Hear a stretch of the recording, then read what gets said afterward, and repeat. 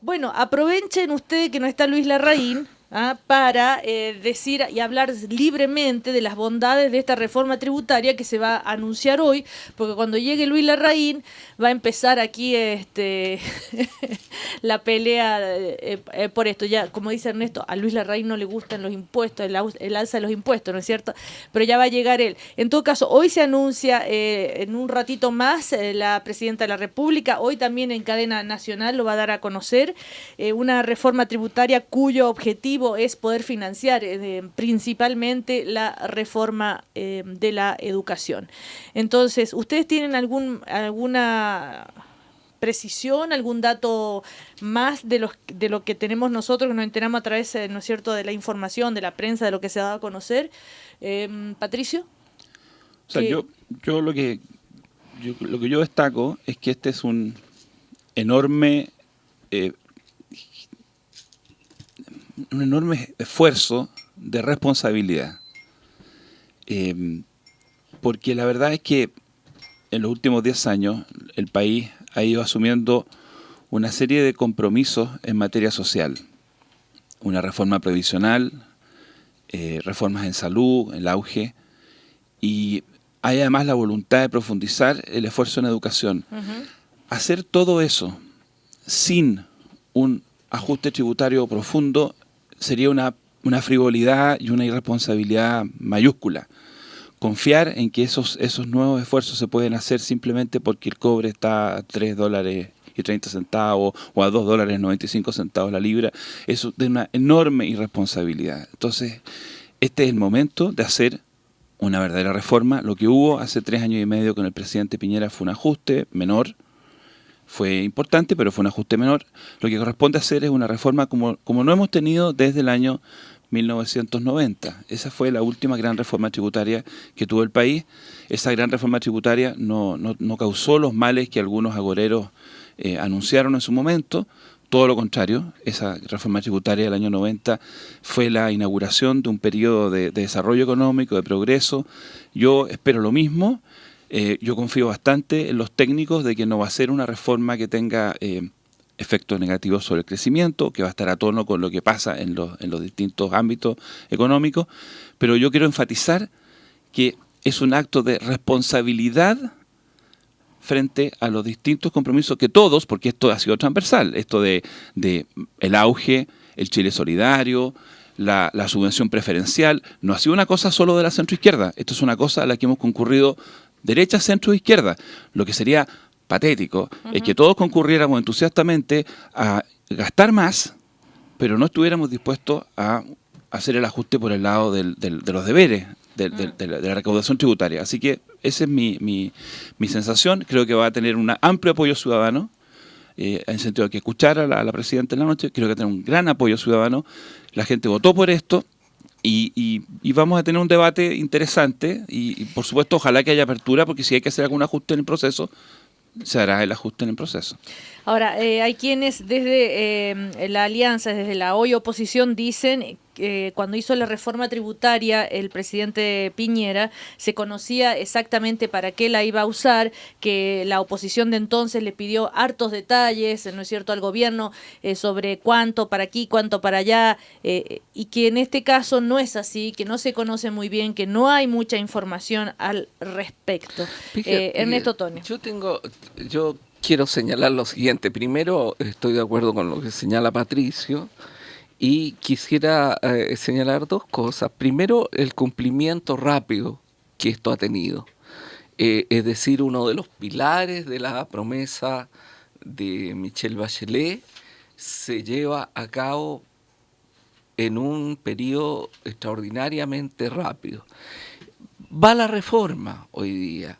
Con urgencia simple. Con urgencia simple para facilitar un debate también, que haya un debate.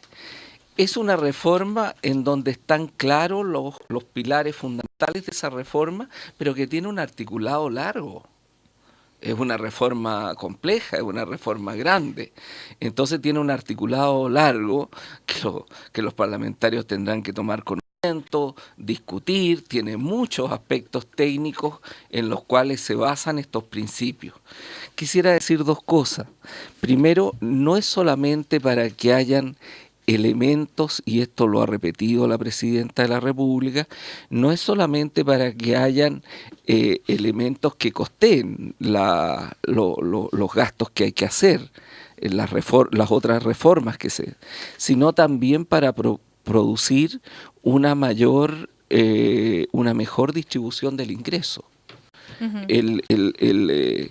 Una reforma tributaria progresiva no solo tiene por objeto obtener más recursos, sino producir una distribución del ingreso. Segundo, esta reforma está alineada con los países desarrollados. No hay aquí nada nuevo, nada expropiatorio, nada que esté fuera de lo que ha sucedido. Fíjate que si nosotros tomamos el 2010 y comparamos la situación de los países desarrollados, más o menos los países desarrollados en general tenían el desarrollo de Chile hace 30 años y tenían una carga tributaria ya mayor. Y esa carga tributaria ya mayor ahora es mucho mayor, claro, en los países desarrollados, o sea que estamos alineándonos con lo que es la carga tributaria. Y eso va a significar que vamos a tener los elementos para financiar las cosas que haya que financiar, pero también que vayamos hacia una distribución del ingreso menos deforme de la que existe. Ha llegado el señor Luis Larraín, que es el director ejecutivo de Libertad y Desarrollo. Viene directamente desde Antofagasta. No, ¿cómo está Luis Larraín? No sé si nos venía escuchando. No, sí, lo venía escuchando, no me perdió ni una palabra de lo que has dicho. Así que, a ver, en materia futbolística, para ser breve, bastante frustrado. Claro, la Católica y puchas ya. Oportunidad. Pero así se compensa con la alegría por la reforma tributaria. No, desgraciadamente no. Hay algunos es un lunes negro para Luis Larraín. Claro, no es un buen lunes, porque se presenta un proyecto que yo no conozco los detalles porque lo van a dar a conocer, pero pareciera que no va a haber muchas sorpresas respecto a los planteamientos que se hicieron durante la campaña. Y bueno, si quieres que entremos a ese tema, Cecilia, inmediatamente. Sí, por supuesto. Aumento de impuestos a las empresas, fin del FUT, reducción de la evasión tributaria son algunos de los puntos más importantes. Mira, yo parto de una base que creo que no ha estado puesta aquí, y Ernesto siempre se ríe y dice que a mí no me gustan los impuestos. Yo estudié economía, estudié muchos años de economía, y yo creo que hay una cosa que hay bastante consenso. Después en las soluciones hay más diferencia, pero los impuestos distorsionan, ¿eh? Los impuestos distorsionan las decisiones de inversión, de consumo, ¿eh? de las personas, y por lo tanto uno tiene que partir de una base que el impuesto no es una cuestión deseable en sí misma, ¿eh? El impuesto es un instrumento, ¿eh? ¿Para qué es ese instrumento? Para recaudar recursos. ¿Y para qué recaudar esos recursos? Para hacer algunas reformas que se supone van a enfrentar los problemas que tenemos como país. O sea, hasta ahí estamos de acuerdo, ¿te fijas tú? ¿Y cuáles son esos problemas que tenemos como país? Una educación que no es de buena calidad, también un acceso poco igualitario a esa educación, y por lo tanto tenemos que tratar de cambiar. Entonces, mi manera de razonar, la forma de ver las cosas, es que aquí estamos poniendo la carreta delante de los bueyes. A mí me habría gustado primero haber conocido el detalle que no existe de las reformas educacionales. El detalle de las reformas educacionales tiene al ministro Izaguirre con harta pega por estos días, juntándose con uno por acá, con otro por allá, tratando de definir esos contenidos, porque esos contenidos no están definidos. O sea, cuando se habla de gratuidad en la educación superior, ¿de qué estamos hablando? ¿De que de la noche a la mañana toda la gente no va a pagar la universidad? No, pareciera que no, ¿no es cierto? No. Entonces, hay que ir precisando eso. En las universidades públicas o las universidades estatales no se va a pagar, y en las privadas sí. Parece que tampoco es tan simple la ecuación como eso. ¿Qué va a pasar con los aranceles de referencia? Etcétera. Cuando hablamos de educación básica, entonces todos sabemos, están los colegios municipales, pero también están los colegios particulares subvencionados. Se dice no va a haber más lucro, pero resulta que hoy día más de un tercio de los niños de este país asisten a colegios que tienen fines de lucro. A ver, Entonces la pregunta es, ¿cómo van a hacer esa? Yo no estoy de acuerdo con la base. Bueno, espere, Luis Larraín idea. estableció una verdad económica. A ver, pero Yo no estoy de acuerdo con No es eso. una verdad por supuesto. económica, es una verdad de la lógica que a mí... pero Luis Larraín, No, espere, antes pero antes de, Es una visión ideológica. no, antes de saber cuántos impuestos vamos a necesitar, es bueno saber para qué los vamos a usar. visión ideológica. ¿Para Luis qué los vamos a Larraín usar? escribió una columna Sí, esta claro, de sí, opinión la leí. este Es una sábado, visión ideológica. donde él dice, la presidenta Bachelet, se hace la pregunta, ¿la presidenta Bachelet va a hacer política para adultos o política para niños en su Claro, segundo mandato? es Y él pura- da cifras, Luis pura Larraín, ideología, pura ideología. de los 3.800 millones de dólares adicionales al gasto Pura actual. ideología. Pero espere, Estamos aquí en una orgía de ideología. Por favor. Pero lo que no le gusta, a Ernesto... Pero dejen hablar una visión diferente. Sí, ya lo- Él Por dice supuesto, los impuestos son malos. Yo ni siquiera, Ernesto, Pero yo ni siquiera he terminado mi argumento. Claro, y yo ustedes quiero No, pero dieron- estableciste una verdad inicial. No, Espere, Yo no Ernesto. estoy de acuerdo con esa verdad inicial. ¿Cuál? Ya, bueno. La verdad inicial, en las sociedades premodernas, el financiamiento del Estado se hacía a través de la conquista y la guerra. ¿Ya? En las sociedades premodernas. Posteriormente se hacía a través de la extorsión que hacían los reyes. Y a través de eso se generaban los bienes públicos. Los impuestos. En la sociedad, claro, que eran impuestos, que eran impuestos tomados por la fuerza. ¿Cuál es el contrato de una sociedad de ciudadanos? Para que no seamos una tribu. Pero El Ernesto, contrato, O el contrato de una sociedad ciudadana Todo contrato- es que es necesario Ernesto, pero... es necesario Esperen, de a uno. de que hayan impuestos Esperen. Ok. para que haya un Estado que funcione para los bienes públicos. Ya, Entonces no empezamos. Que ahí es la parte donde, o sea, me los falla impuestos el son un contrato. bien, pero, no son claro, un mal. pero ahí está equivocado. Ernesto, Son una forma de ciudadanía. pero Ernesto, No. obviamente que hay una diferencia ideológica Pero por entre, supuesto, bueno, puede pero ser. no nos sorprende Pero bueno, Soy entre una persona democrática con una visión No, del Estado claro, pero él moderno. tiene y otra él visión. viene con la visión neoliberal, pero Bueno. no la trate de imponer No, si yo no como trato, la a ver, ciencia. yo no trato de imponerle a nadie. Lo que yo quiero decir Si es un que a mí, enemigo de los impuestos, aunque no fuera economista, Oye. aunque fuera médico. No le gustan los impuestos, los detesta. oye, A ver, pero dejemos hablar mira, a Luis Larraín. tú hablas de un contrato. En un contrato se supone que las partes pactan unas ciertas prestaciones, ¿no es cierto? Entonces, yo quiero saber, tú consideras muy aventurado que yo quiera saber en qué se va a gastar esa plata, porque Pero- resulta que nosotros todos los días, Ernesto, estamos viendo ejemplos de mal uso de recursos. Pero por Luis parte Larraín, del a mí me Estado. gusta- a mí- Entonces yo quiero saber, Ernesto, yo quiero espera. saber en qué se va a gastar esa Monsergas plata. y Luis, paparruchas. Monsergas y paparruchos. O sea, Luis lo que Larraín, no le yo- gusta a Ernesto Tone son o es ideológico o son Monsergas y Pero paparruchos. Ernesto, yo quisiera saber que Luis Larraín nos explique estas cifras que él ha dado. De los 3.800 millones de dólares adicionales al gasto actual que se necesitarían cada año, solo el 9% iría a los jóvenes del 20% más pobre que asisten a educación superior. Así es. Mientras que el 41% pagaría la educación superior del 20% más rico del país. ¿Cómo explica Lo esa que pasa- ecuación mira, lo que pasa, Luis Larraín? A lo ver. que pasa es que el grueso, por lo que sabemos hasta ahora, del gasto que se va a hacer en materia educacional va a Sí. estar dedicado a la educación superior. Hoy día ya sucede que el Estado gasta más del doble Sí. en un alumno de educación superior que lo que gasta en un alumno de educación básica y en un alumno de educación prebásica. Los expertos te dicen que lo más importante es la educación prebásica. Pero como los infantes, los niños que van a los jardines infantiles no salen a marchar a las calles, entonces ellos tienen menos poder de presión que los universitarios y por lo tanto los universitarios se llevan un porcentaje mucho mayor. Entonces, ¿qué es lo que estamos diciendo?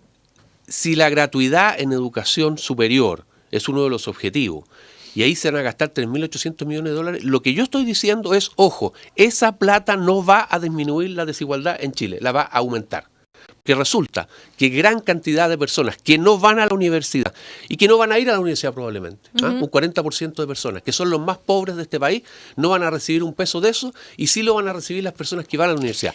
Entonces, Ojo con los argumentos generales y estas especies de sentencias o de dogmas, a mi juicio, que dicen vamos a disminuir la desigualdad. Con esa medida, por lo menos, no va a disminuir la desigualdad. Puede haber otras medidas en que sí disminuya la desigualdad y discutamos entonces cada una de ellas. Esa es nuestra posición respecto a la reforma tributaria. Patricio Zapata, desde la democracia cristiana, desde esa, o sea, ¿por qué yo los identifico políticamente? Les vuelvo a reiterar, porque la gente así me lo pide.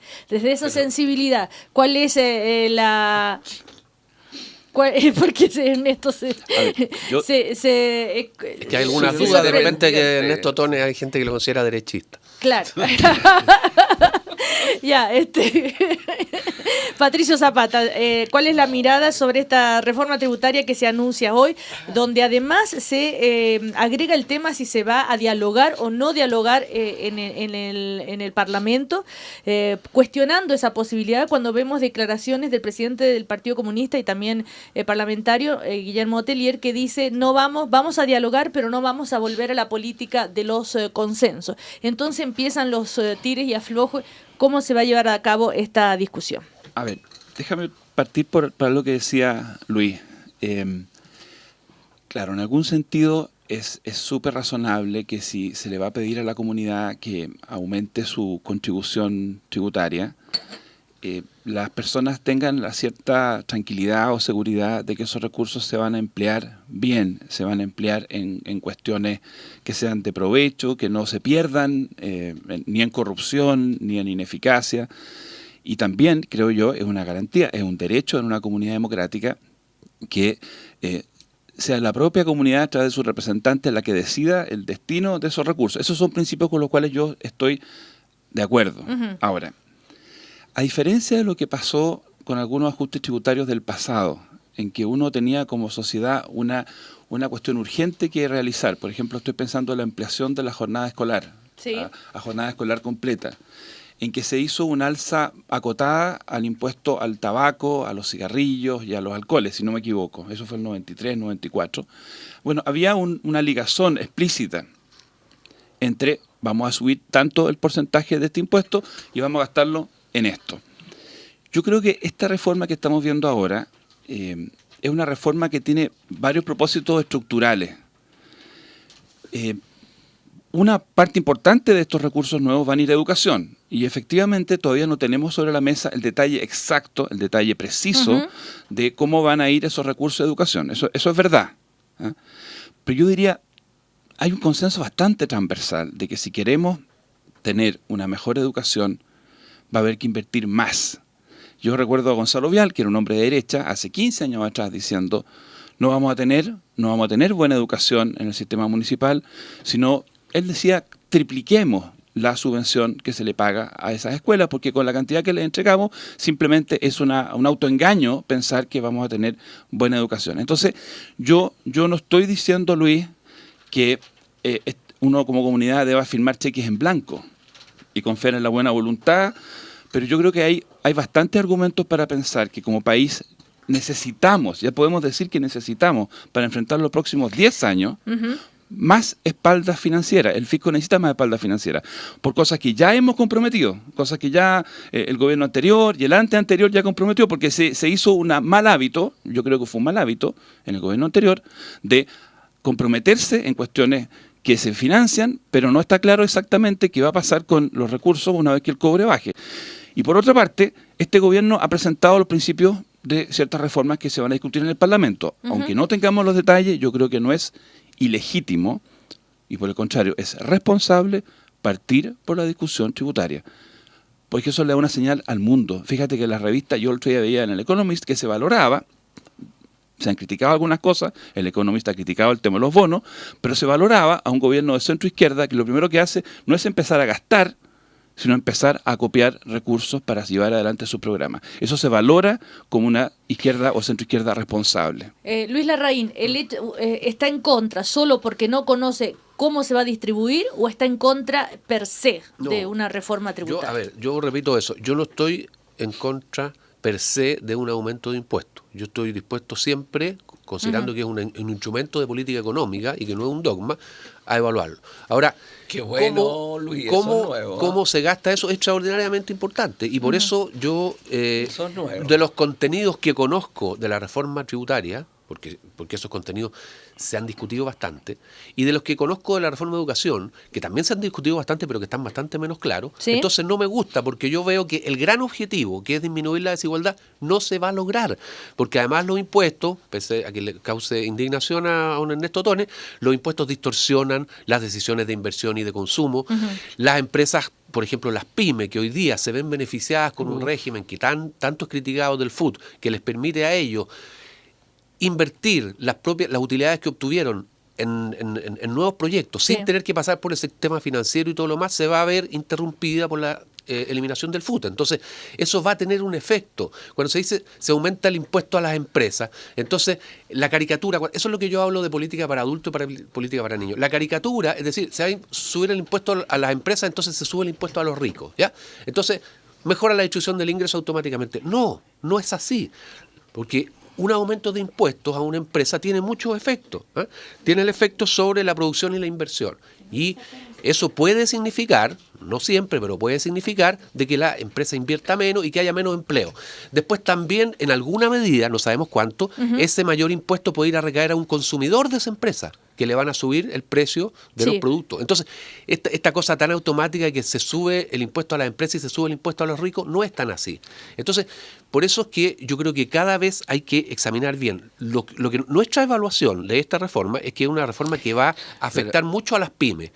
Y desde ese punto de vista, entonces, yo creo que muchos de los objetivos que se están planteando no se van a cumplir. Las pequeñas y medianas empresas son las pymes, ¿no es cierto? Y el ministro del Interior este fin de semana, respecto a esta reforma tributaria, dijo que la comunidad empresarial sabe hace bastante tiempo que vamos a hacer una reforma tributaria y en general la impresión que tenemos es de aceptación. De otros actores empresariales he escuchado una mirada de largo plazo como el que el país necesita. El inmovilismo es el principal riesgo para la estabilidad del país. Ernesto Tone hablaba recién de una discusión ideológica, lógicamente, ¿no? Acá hay distintas miradas sobre el concepto de sociedad. Si ¿no? yo hablo de ideología en el sentido que hablaba Marx, como falsa conciencia de la realidad. A ver, ¿cómo es eso? Explique un poco más, haga pedagogía, por favor. Falsa conciencia de la realidad es cuando tú estableces una verdad absoluta, y sobre esa verdad tú reemplazas el estudio de la realidad. Como el marxismo. Hablo de la ideología, como el marxismo, claro. Exactamente, como el marxismo. O sea, Marx planteó muy bien este tema y después el marxismo lo convirtió precisamente en lo que Marx denunciaba. Pero yo lo hablo en ese sentido. Sí. Ideología como falsa conciencia. Entonces, cuando hablo de ideología como falsa conciencia, digo que no es una buena discusión cuando se habla de ideología como falsa conciencia. Bueno, pero el tema es otro. El tema es una reforma tributaria que va a ser enunciada hoy, que es una reforma compleja, cuyos aspectos, cuyo articulado va a ser un articulado largo, un articulado que tiene que tomar toda una cierta elementos. Yo no creo tampoco, Luis, en los automatismos. Se puede hacer una reforma tributaria que tenga una muy buena intención y provocar efectos perversos, y por lo tanto es necesario que esa reforma esté bien hecha, que esa reforma efectivamente genere más recursos y efectivamente genere una mejor distribución del ingreso. Yo creo que esta reforma lo hace. Yo estoy completamente de acuerdo en que en el tema educacional el gasto va de abajo para arriba. Debiera. Al micrófono, Ernesto, por favor. Debiera ir de abajo para arriba, y en eso yo estoy de acuerdo con lo que tú señalas. No tengo ningún problema. Por lo tanto, hay que ver, hay que discutir, hay un debate democrático que hay que realizar. Y en ese debate democrático se tiene que escuchar, se tiene que revisar y se tiene que ver para que salga una muy buena reforma tributaria. Ahora, Luis ha dado un paso gigantesco que ha dicho, yo no estoy en contra per se de la reforma tributaria. Yo me alegro de aquello, de manera tal que haya un buen debate, que haya un buen Pero se debate. puede llegar, Ernesto, pero se sí puede tenemos dialogar. una diferencia que es la siguiente. Yo no estoy en contra per se de una reforma tributaria, porque estoy consciente Luis Larraín. que el gasto de recursos que se puede Sí. hacer con lo que se recauda en la reforma tributaria puede ser bueno para el país. Tan bueno que incluso supere los efectos negativos que siempre tiene aumentar los impuestos. Bueno, ahí Esa- ya guateaste. Iba re bien. no, Iba re bien. Iba re bien. estos son- pero son- yo te entiendo. Estos son no, más de 200 años de Oigan, investigación yo te económica entiendo, desde Adam yo te Smith. Yo no estoy entiendo. inventando nada. Pero Uy, Patricio, ¿se puede dialogar sin llegar sin aplicar la política de los consensos? O sea, ¿vale la pena dialogar? Porque algunos dicen, bueno, ¿para qué vamos a dialogar si no después no vamos a aplicar la política de los consensos? Nosotros no decimos eso. No, estoy diciendo que gente de la alianza y de la oposición actual temen que finalmente se dialogue por dialogar y finalmente apliquen su postura, porque como tienen mayoría en el Parlamento. Patricio, O sea, ¿cuál es la diferencia entre dialogar y aplicar la política de los consensos? No, a ver, hay sí. una gran confusión en lo Sí, que tú mira, señalas. hay varias. Lo he escuchado de parte Sí, por de... eso. No, si yo no digo que tú estás confusa, digo que hay una gran confusión Ya, en lo a que ver, tú Patricio, Yo tengo responda. después tengo Sí. una teoría sobre eso. señalas. Tiene teoría, güey. Ya, Tiene pero dejen teoría hablar a sobre Patricio. todo. O nos vamos a comerciales, Patricio, y vuelve a la vuelta... Como tú quieras. Ya, vamos a comerciales mejor, entonces seguimos con Patricio Zapata, con Luis Larraín y con Ernesto Otone. El tema de hoy es la reforma tributaria, porque en un ratito más lo va a anunciar la Presidenta de la República y esta noche en cadena nacional, además, también se va a referir al tema. Vamos a comerciales. De dialogar, como por ejemplo la reforma tributaria en el Congreso, sin llegar a la política de los consensos, que ha sido tan criticada también desde algunos sectores, porque finalmente terminamos cediendo y nunca logramos hacer lo que realmente está en los programas, ¿no? Patricio. A ver, primero que nada, yo tengo una valoración positiva de los acuerdos políticos fundamentales que se tomaron el año 90, 91, 92, lo que se ha llamado como la democracia de los acuerdos. La reforma tributaria de entonces, la reforma laboral de entonces. Quiero recordar también un escenario de concertación social en que se sentaba en la CUT con los trabajadores, con los empresarios. En esa época estaba FELIU, en la Confederación de la Producción. Yo creo que son cosas positivas. Al mismo tiempo, sin embargo, yo me doy cuenta que uno no puede replicar esa lógica 20 años después. Entre otras cosas, porque en ese momento esos acuerdos estaban condicionados por cuestiones que mirado con los ojos de hoy no son aceptables. Esos acuerdos estaban condicionados por el hecho que había senadores designados. Entonces la mayoría, que había ganado las elecciones, estaba absolutamente obligada a llegar a ciertas sesiones con la minoría. Teníamos el dictador de comandante en Había una jefe. serie de condicionantes. Entonces, efectivamente, uno puede mirar esto y decir, esa circunstancia invalida completamente el valor de esos acuerdos. Esa no es mi conclusión. Mi conclusión es que el valor de los acuerdos es tan potente, incluso supera ese defecto evidente de una democracia que tenía esos lastres. Hoy día tenemos una democracia Pero más hace perfecta. rato ya que no hay esos lastres. Exactamente. Hoy día tenemos una democracia bastante más perfecta. ¿Desde hace cuántos años? Desde hace por lo menos 8 años no Ya, tenemos y senadores designados. Bueno, perfecto. Y desde hace 8 años atrás o 6 años atrás se llegó a consenso. Se Pero aplicó eso- la política de los consensos No, y es pero- lo que se critica desde algunos sectores. Es que No, ¿sabes lo que pues, pasa? Nuevamente. No había mayoría. Aquí está la distinción entre la práctica y los abusos. La práctica de los acuerdos ha sido indispensable porque salvo 5 meses, 5 meses en el año 2006, la concertación no tuvo nunca mayoría en las dos cámaras. Eso hay que recordarlo una y otra vez. La concertación tuvo mayoría en las dos cámaras solo entre marzo y septiembre del año 2006, hasta que se fueron de la concertación el senador Flores y el senador Saldívar. No, es que eso, perdóname Cecilia, pero eso significa que para cualquier pinche proyecto de ley, había que llegar a acuerdo. Eso Bueno, es una cosa. Ahora hay mayoría. Ahora hay mayoría. Ahora, ¿significa eso que porque ahora hay mayoría nos vamos a transformar en una banda de matones, que no vamos a escuchar, que vamos a ser intolerantes? No. Yo le escuchaba al ministro del Interior decir que el ánimo del gobierno, se lo escuché al ministro de Hacienda, es ir a escuchar. Y si resulta que en la Cámara de Diputados alguien plantea, oye, en el tema de las pymes, ya que estamos eliminando el FUT, ¿por qué no avanzamos en esta dirección? Tenemos algo mejor que proponer que la depreciación acelerada. ¿Qué les parece un crédito contra inversiones? Yo espero que el ministro de Hacienda, y tengo razones para pensar que así va a ser, va a escuchar esa idea valiosa que puede venir de Néstor Silva o puede venir de Cristian Monkeberg y la vamos a incorporar. Yo creo que esto hay que esperarlo y no quedarse con una frase aislada que se haya dicho la semana pasada, sino con la declaración de la presidenta y del ministro del Interior. Luis Larraín. Yo celebro lo que dice Patricio, porque es evidente de que en una sociedad democrática que tiene un parlamento y que las leyes se aprueban en el parlamento, lo que hay que hacer es deliberar sobre esas leyes. Y por supuesto que hay visiones distintas. Nosotros, en este caso como Libertad y Desarrollo, tenemos una visión distinta, pero también somos capaces de ver los detalles y de plantear alternativas. Nosotros a muchos de los contenidos del proyecto de ley que va a presentar el gobierno probablemente vamos a tener una solución alternativa, decirle, mire señores, ustedes quieren este objetivo de recaudar más dinero por esta vía, aumento estos impuestos, mire, yo le propongo esta otra solución, porque esta otra solución a nuestro juicio distorsiona menos. Esa es la labor de un parlamento, de los institutos técnicos y todo lo demás, y esa es la deliberación. Pero ¿qué es lo que pasa con lo que dijo, creo yo, Teillier? Sí, Lo dijo.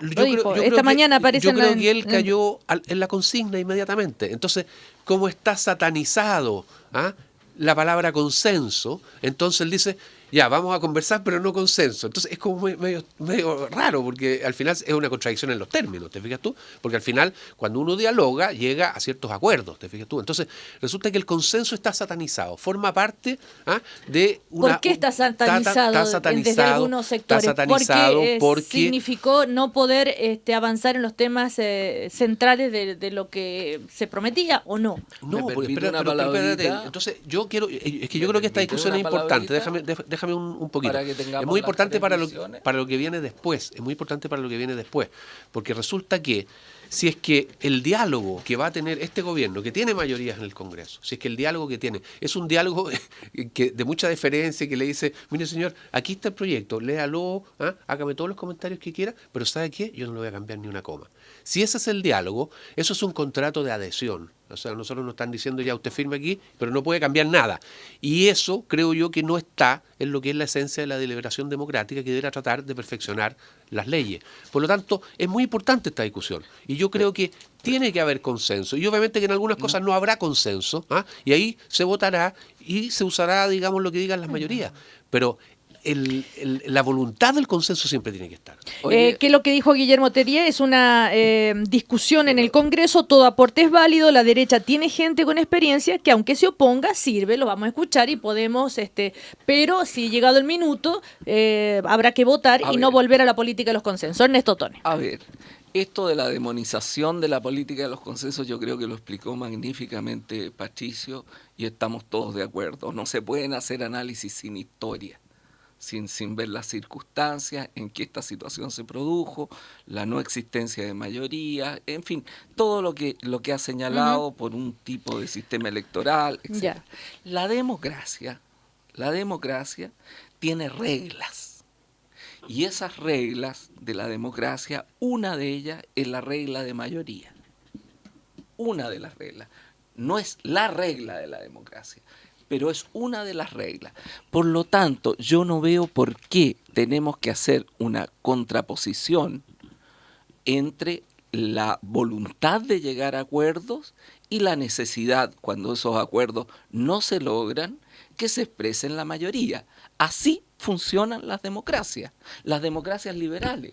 Funcionan así. La democracia representativa funciona así. Así que presentar esto como una cosa contradictoria, totalitaria, como han dicho, aplanadora, como han dicho, me parece muy malo. Es tan malo como la retroexcavadora.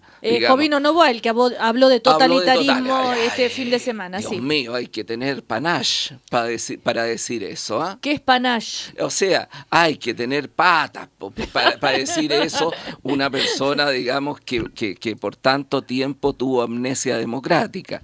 Bueno, pero digámoslo, es válido el concepto de mayoría, pero es válido también un debate democrático con la intención de llegar a acuerdo y compensar que el otro la oposición, el que piensa diferente, puede tener una solución mejor que tú para lograr determinados objetivos. Ahora, si no se discute con ese ánimo, naturalmente es absurdo. Pero si no se llega a acuerdo, después de un debate, después de una apertura de espíritu para escuchar al otro, de un pluralismo real, es necesario también el uso de la mayoría. Y el uso de la mayoría no es pasar a llevar la democracia, es cumplir con una de las reglas de la democracia. Quería preguntarles si, a propósito de esto de la reforma tributaria, cuánto puede afectar a la economía, cuánto puede afectar a la producción, y el fondo de la reforma tributaria también es, ¿no es cierto?, distribuir mejor los recursos del país, luchar contra la desigualdad. Distribuir sin afectar la producción. Es el gran dilema, el gran problema que enfrentan finalmente todos los países, los sistemas, y cómo se logra eso. Luis Larraín, Sí, desde... yo creo que es una disyuntiva que siempre tienen los países. Hay que generar riqueza, ¿ah?, y hay que distribuir esa riqueza, ¿ah? Y hay ciertas políticas que son más adecuadas para generar riqueza y hay otras políticas que son más adecuadas para distribuir esa riqueza. Entonces hay que tener un equilibrio entre ambas, porque tampoco se puede. Si nosotros acá estamos solamente fijándonos en una parte de la ecuación, que es la redistribución, no nos podemos olvidar de la creación de riqueza, ¿eh? Por supuesto, Entonces, pero ¿cómo se logra esa ecuación? Si nosotros estamos todo el día con un discurso antiempresarial y todo lo demás, no nos olvidemos que son las empresas las que tienen que generar esa riqueza. Claro. ¿Te fijas tú? Y eso se logra, bueno, deliberando y llegando a fórmulas. Ahí Ernesto daba algunas cifras de distintas experiencias. Hay países que han optado por esquemas en los cuales hay más redistribución, otros hay menos redistribución. Pero se puede lograr la redistribución sin afectar la producción, Patricio Zapata. O sea, siempre se afecta. O sea, por eso digo. Siempre se afecta. El problema es cuánto. Pero tenemos, tenemos que países que son de los más competitivos en todos los rankings de competitividad son además los que tienen mayores niveles de igualdad. O sea, de que se puede, se puede. Y se puede tener una carga impositiva fuerte y a la vez ser muy eficiente, competitivo en términos del crecimiento económico. Eso se puede, no es una fantasía, no es una Islandia, no, se puede. Patricio Zapata. Yo quiero volver un segundo a la conversación anterior y tratar de entender, para contribuir a la reflexión, lo que dice Teillier. Yo creo que hay personas que piensan que la concertación, a partir del año 2000, por ejemplo, de alguna manera distorsionó lo que son los necesarios y convenientes acuerdos en los temas fundamentales y lo transformó en un reflejo condicionado, mecánico, para todos los temas. Y yo quiero hacerme cargo de lo que puede haber de válido en esa crítica. ¿En qué sentido? A veces la necesidad de obtener resultados, de sacar un proyecto de ley, puede haber llevado a la idea de que lo importante era rápidamente llegar a un acuerdo con la oposición de entonces. Uno necesitaba esos votos y no se perfilaba suficientemente ante la ciudadanía cuáles eran las diferencias. O sea, uno no seguía el circuito de decir, mire, lo que yo creo que es el ideal para el país es esto. La oposición dice, lo que yo creo que es ideal para el país es esto otro. Tener una discusión de cara ante el país, una discusión de los argumentos, las razones, y luego, si uno tiene la necesidad de sacar adelante el proyecto y uno está dispuesto a ceder en cuestiones que no son esenciales, llegar a un acuerdo.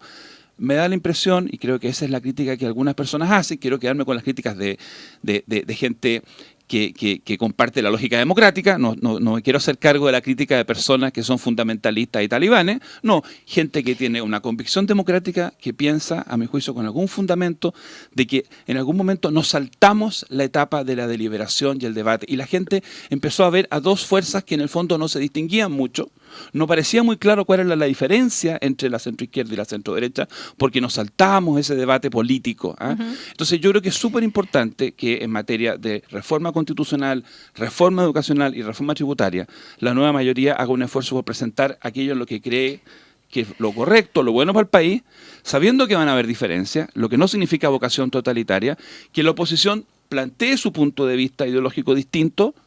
Eso está bien, no significa obstruccionismo decir lo que piensa. Y luego, yo por lo menos creo que es mejor tratar de llegar a un acuerdo en aquellas cosas en las que se pueda, aunque no lo necesitemos matemáticamente. Ese es el punto. Hoy día matemáticamente en materia tributaria no necesitamos el acuerdo porque tenemos los votos, pero para la estabilidad de las decisiones, para el largo plazo del país, siempre es mejor 70 votos que 61 votos.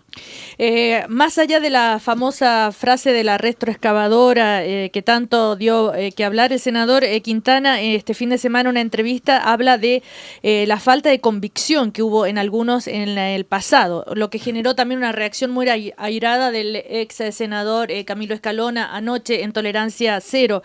Él dijo, hay quienes pueden... que faltó convicción, y esa convicción existe hoy en el programa de Bachelet. Durante 20 años no fuimos capaces de transformar la esencia del modelo, en este caso habla de educativo, a propósito de eso, porque nos faltó convicción. Faltó convicción en la concertación en estos 20 años, y hay, en Twitter me dicen, se trató de transar sin avanzar también, a propósito de los consensos. ¿Puedo intervenir yo en sí, eso? Luis Larraín. Fíjate que yo creo que, de verdad, yo creo que hay una cuestión generacional en eso también. Camilo Escalón, una persona de mi edad, yo lo conozco, digamos. Y yo creo que esas personas que vivieron en Chile el periodo de la Unidad Popular, el periodo del gobierno militar, la vuelta a la democracia, yo creo que ellos tienen una percepción que no es la misma que tienen los jóvenes. Es evidente, o sea, uno lo ve incluso con los propios hijos, digamos. Ellos tienen una valoración distinta de lo que pasó y tienen una tolerancia distinta también a ciertas cosas.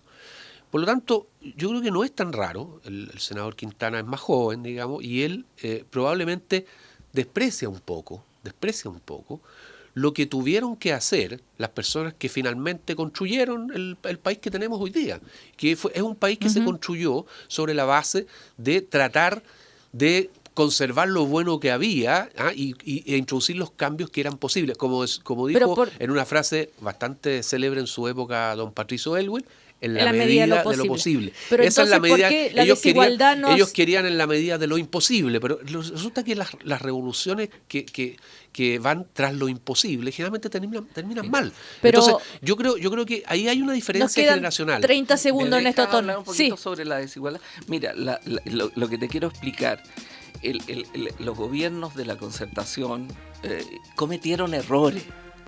Hay cosas que no se vieron bien. Lo de la educación superior se generó de una manera tal que finalmente terminó con un sistema muy laxo. No digamos que todo se hizo bien, porque eso no es así. No hay obra humana que sea así. Lo que te quiero decir es que hay tareas y tareas. Hubo que reconstruir la república, hubo que bajar la pobreza, que era muy alta, hubo que reconstruir las políticas públicas, que muchas políticas sociales no existían. Entonces, el tema de la desigualdad de la distribución del ingreso es una de las más difíciles de ir cambiando. Y por eso se requiere en esta etapa, poner el acento en ella. Porque es muy difícil. Yo te señalaba que la curva de desigualdad en Chile está concentrada en los últimos percentiles del 10º decil. Entonces es una desigualdad muy grande, muy tenaz, que viene de muy atrás, viene de la colonia, viene de elementos muy fuertes de cómo se estructuraba Chile. Entonces, esta es la tarea de hoy, junto con el crecimiento, porque siempre hay que crear riqueza. Bueno, Patricio Zapata, Luis Larraín, Ernesto Tone, tenemos que terminar aquí el primer café, porque en un ratito más ya viene el anuncio de la reforma tributaria que va a hacer la Presidenta de la República. Que tengan una buena jornada, nos vemos la próxima semana. Chau, chau. Muchas gracias. Gracias.